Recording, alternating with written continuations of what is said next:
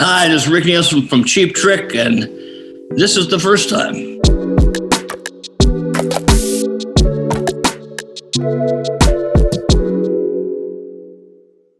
I started out as a drummer, so for sure it was Let There Be Drums by Sandy Nelson. I probably bought it in Rockford, Illinois, at the Record Mart in Rockford. Yeah, the first one I ever had, I think, that I actually monkeyed around with, and I still have it, so it's all broken.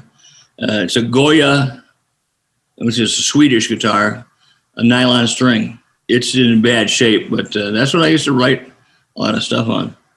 It's because it was easy and it was kind of quiet in the house. And then my first electric was a Gretsch Corvette, I think it was. The first concert I ever went to was probably with my dad. He was doing Barber of Seville. I love Barber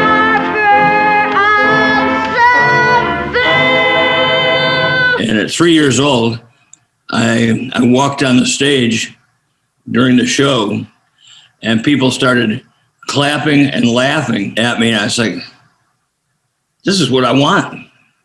This is what I want the rest of my life. And it's like, pretty much I've gotten that. That would have been 1973. We actually rehearsed in my parents' garage. Yeah, I never worked with him before. I didn't know it exactly right then, but he was the singer I was always looking for. Somebody that had a real voice and could sing. I was preparing for him to be doing my songs. You know, I'd had other guys that I worked with, but Robin was the one. It was the day that my son Dax, who's our drummer, was born. We flew to New York. It was Bunny and myself, and I brought some guitars. And I was setting up at the Hit Factory, and all of a sudden, in the door comes John and Yoko, and John looked at me. He says, "It's you! It's you!" And my joke is, he thought I was maybe expecting Ricky Nelson. It was great, you know, because he's like, you know, one of my musical heroes for sure. I called him John, and Bunny called him Mr. Lennon. You know, it's musician to musician. So I was like, I'm a guitar guy, so it's like I was looking at his guitars, and I was playing a certain guitar. It was a Fender Telecaster with a string bender on it, but he'd never seen one. So I said, well, we're leaving for Japan the next day. So if you want, here, just take mine. You know, I've got other guitars. This is August, and he got murdered in December. I got my guitar back from Yoko about 3 years after. Said, John would like you to have this back. Got it shipped back to me from Yoko.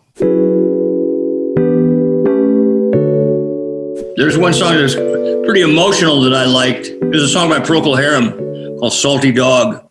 It's just that there's a lot of emotion in the thing. It's all hands on deck. Da, da, da, da, da. All hands on deck. We're run afloat. It's good. Gary Brooker's the singer. It's all about the guys being in a ship and going down, and it's like, it's pretty cool.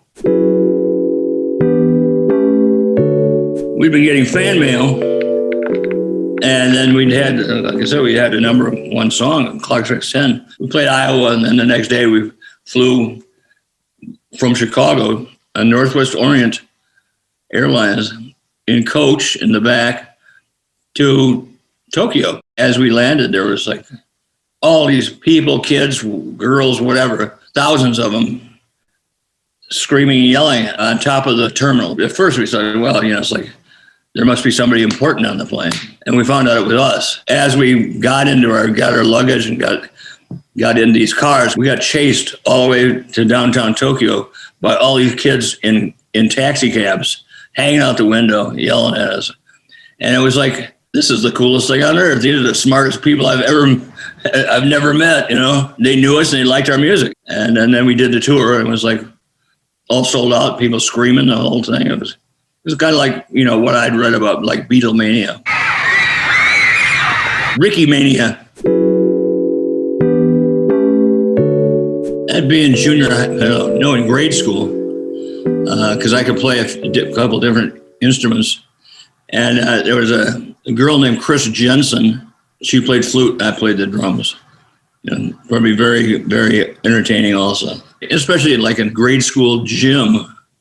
The acoustics are just the worst, but it didn't matter. We actually asked George to come do pre-production. He and Jeff Emmerich, and they did.